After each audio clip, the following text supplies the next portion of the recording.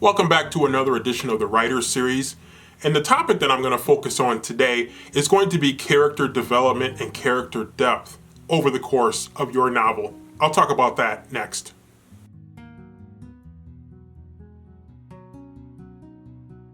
Recently, I finished a draft of my newest novel, and as I went back through it and did the first edit, I really paid attention to some of the things that I really wanted to make sure were tightened up before I went to the next round of editing. And I took some notes about things that I wanted to make sure were adjusted before I finished the final draft and finished the final set of revisions. And one of the things that I identified pretty early on is that some of the characters, not the primary characters, but some of the secondary characters in the story just didn't have the depth that I wanted them to have, just didn't have the depth that they needed to have. In other words, they were almost like placeholders in the middle of the story or at different parts of the story. They sort of filled a role, but you never really got to know them, whether you liked them or disliked them, because they didn't really have anything distinctive about their personalities. And so I really felt, hey, that's a major shortcoming that's going to need to be addressed before this novel is finalized. And so I really went back and took some more notes as I did the second round of editing to make sure that I was addressing some of the things that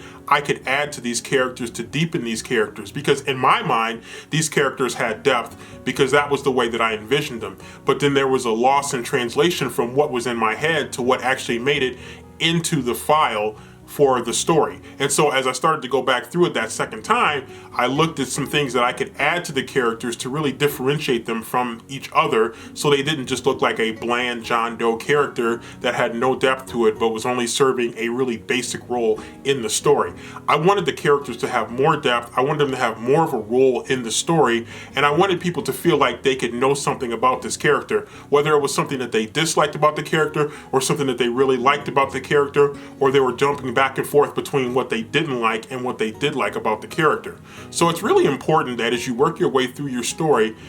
that you really start to think about the depth of the character, because sometimes your characters are going to evolve over the course of the story, and in many ways that's going to be for the good and sometimes it's going to be for the bad. But if you start off with a good game plan beforehand, if you sketch out your characters well beforehand, hopefully as you get into the story and as your characters develop, they will stay in character over the course of the story so that the character that ends up makes some sense, even if it doesn't totally exactly resemble the character that you envisioned at the beginning of the story. Because things are just going to change as the story goes. You're going to go in a different direction at different times, and your characters are going to have to develop accordingly based on the situations that they find themselves in. So as you're beginning with your character sketches, think about how your characters are going to be differentiated from each other.